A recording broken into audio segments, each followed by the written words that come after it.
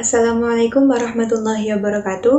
Perkenalkan, nama saya Intan Jahrotus Syarifah dari kelas 12 MIPA 5, nomor absen 15. Kami dari kelompok 2 akan menjelaskan tentang materi sejarah Indonesia, yaitu bab Pemilu 1955.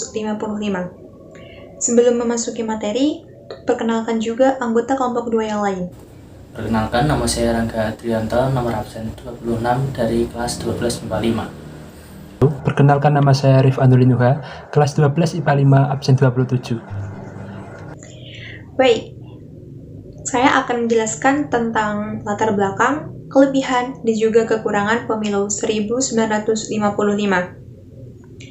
Pemilu 1955 adalah pemilu pertama yang terjadi di Indonesia, lebih tepatnya pada masa kabinet Burhanuddin Harahap. Dalam buku A History of Modern Indonesia since 1200 karya M. Sari Clarks, pemilu ini dilaksanakan dalam rangka untuk memilih anggota parlemen atau DPR dan juga konstituen. Nah, apa itu konstituen? Konstituen adalah sebuah lembaga yang memiliki tugas dan wewenang untuk melakukan perubahan atau perombakan terhadap konstitusi negara.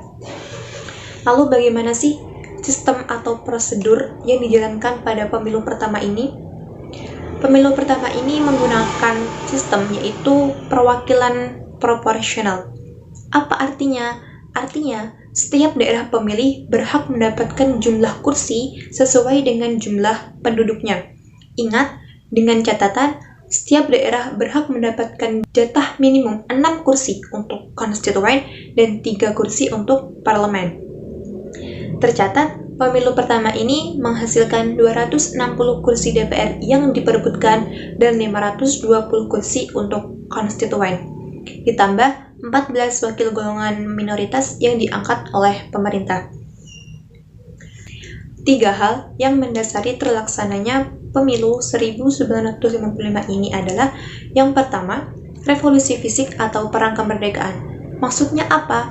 Maksudnya dengan menuntut semua potensi negara untuk memfokuskan diri pada usaha mempertahankan kemerdekaan. Faktor yang kedua adalah pertikaian internal, baik dalam lembaga pemerintah atau lembaga politik, sama-sama cukup menguras energi dan pikiran. Faktor yang ketiga yaitu belum adanya undang-undang pemilu yang mengatur tentang pelaksanaan pemilu. Undang-undang pemilu sendiri baru disahkan pada 4 April 1953. Kali ini saya akan menjelaskan materi tentang pelaksanaan pemilu tahun 1955.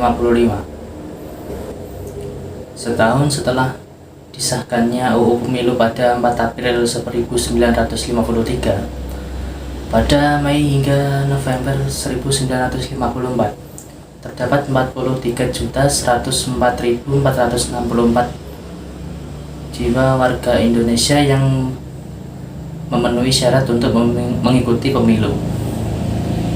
Sekitar 87,65% warga menggunakan hak suaranya pada pemilu di tahun 1955. Pemilu tersebut diikuti oleh 208 kabupaten, 2.193 kecamatan, dan 43.429 desa. Pemilu 1955 diikuti oleh beberapa partai politik. Partai politik tersebut diantaranya adalah Partai Nasional Indonesia atau PNI, Partai Komunis Indonesia atau PKI, Partai Syarikat Islam Indonesia atau PSII, Partai Sosialis Indonesia atau PSI, dan masih banyak lagi.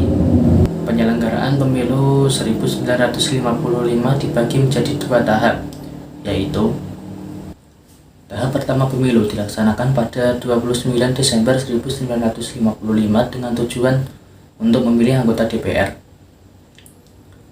Terdapat 29 kandidat yang berasal dari partai politik maupun individu. Tahap kedua dilaksanakan pada 15 Desember 1955 dengan tujuan memilih anggota konstitusi. Terdapat 35 kandidat yang berasal dari partai politik maupun individu yang mengikuti pemilihan anggota konstitusi ini. Hasil pemilu tahun 1955.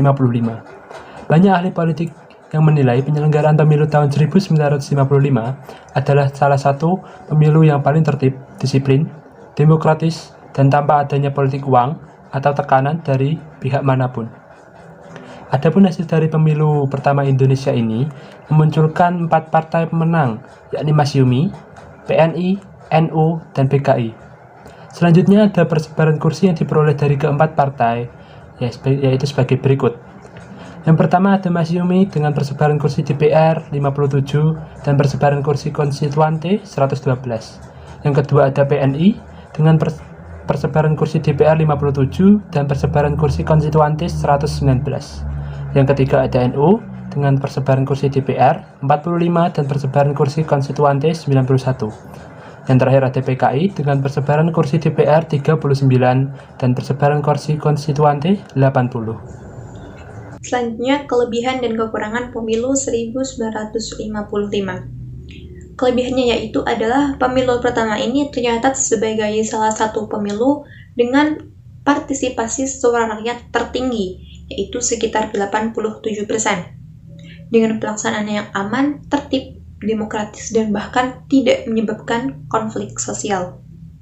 Kekurangannya sendiri yaitu mendorong dekret Presiden 5 Juli 1959 yang berisi pembubaran Badan Konstituen dan pergantian Undang-Undang Dasar dari Undang-Undang Dasar sementara 1950 menjadi Undang-Undang Dasar 1945, yang mana keadaan ini menyebabkan berbagai aliran politik yang sedikit banyak mempengaruhi sistem pemerintahan menjadi tidak stabil.